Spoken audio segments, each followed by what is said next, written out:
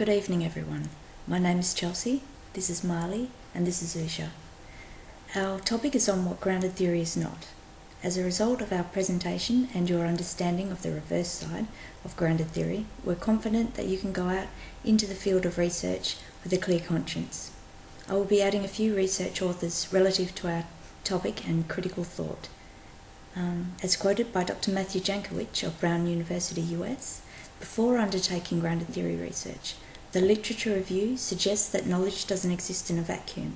Your work and your findings will be significant only to the extent that they're the same as or different from other people's work and findings. Now, this is an interesting point, as we all strive for significance, but are we all playing it safe when it comes to critically analysing those we don't know? Perhaps it's human nature to judge others with only the information we're given, but are we willing to have it published? Well, significance is the expected driver for me not boring you for the next 10 minutes, so please let me brief you on our contributions. I'll be comparing the contradictory points made to and by other related authors. Marley shall then animate our overview with a game. Finally, she'll scrutinise the author's article and his articulation of what he perceives grounded theory is not. And Usha will reflect the author's recommendations along with recommendations for the author. Sum things up, encourage further reading, and if we have time, generate hopefully group discussion. Now, we will likely brush over some points already made by our group, the group members, but each of our points will be made in our own context. For example, I'll be cross-evaluating the research contradictions with other grounded theory authors. So if you can imagine the complexity of a family tree or mind map, for example, you'd appreciate that some elements of this broader range of data will also be reflected by both Marley's and Usha's evaluations and recommendations. So the 5 W's and H questions shall link us all to a certain degree. As an introduction to the article, we have critically analysed the critical analysis of a commended author of grounded theory research in the Academy of Management Journal, Professor Roy Sotheby of Alberta University in the US, 2006 research. My point here is that he's been doing this for a bit longer than you or I. Sotheby has made regular reference to those newer to grounded theory research, and as such, our group has read and reread the article and has read outside the boundaries of the topic of grounded theory, including more recent reviews, and I'll delve into these soon. The article explains 6 common misconceptions or errors that researchers make when conducting and presenting grounded theory research, and they are as follows. Grounded theory is not an excuse to ignore the literature. The researcher must still go out into the field with knowledge of prior research, and they should, read existing theory. A clear research question needs to be established, or it may force the researcher into testing hypotheses rather than direct observations. Grounded theory is not presentation of raw data. The researcher must continue to collect data until there's no evidence left. Findings should be original but not conspicuous or holding risk to immediate scrutiny. Grounded theory is not theory testing, content analysis, or word counts.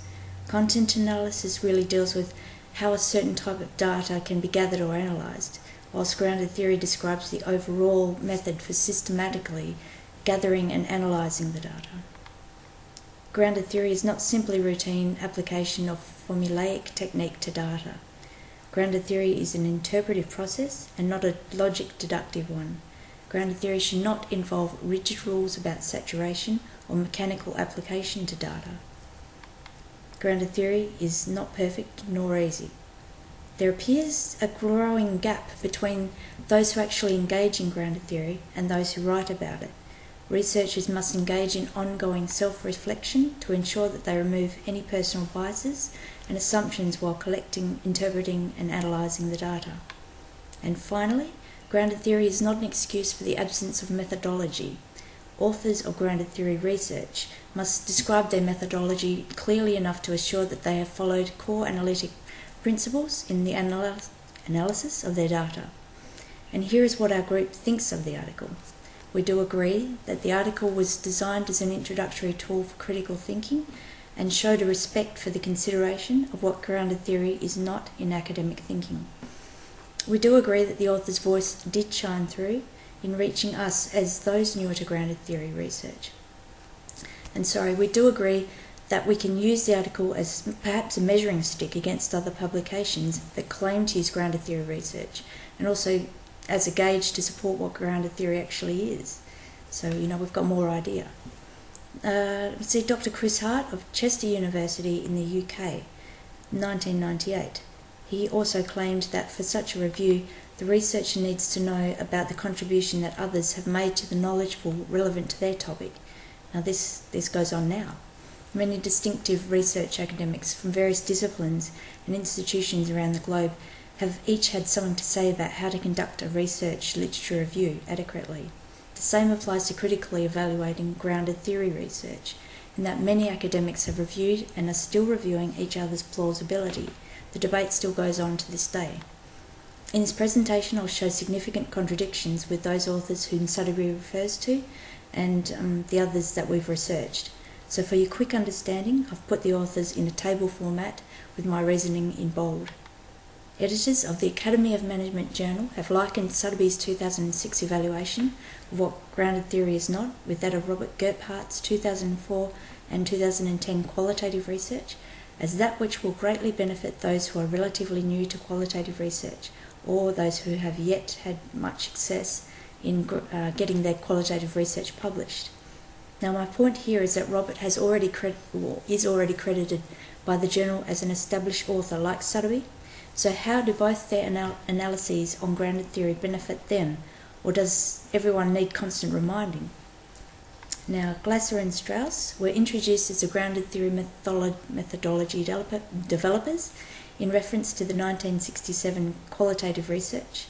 Sotheby describes contradictions as being built on a two-key concept: constant comparison and theoretical sampling.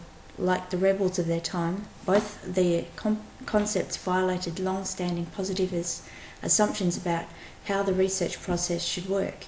He then noted the divergence and the differing perspectives. And perhaps this has opened the floodgate to debate in theoretical research perspective. Usha shall further evaluate their research.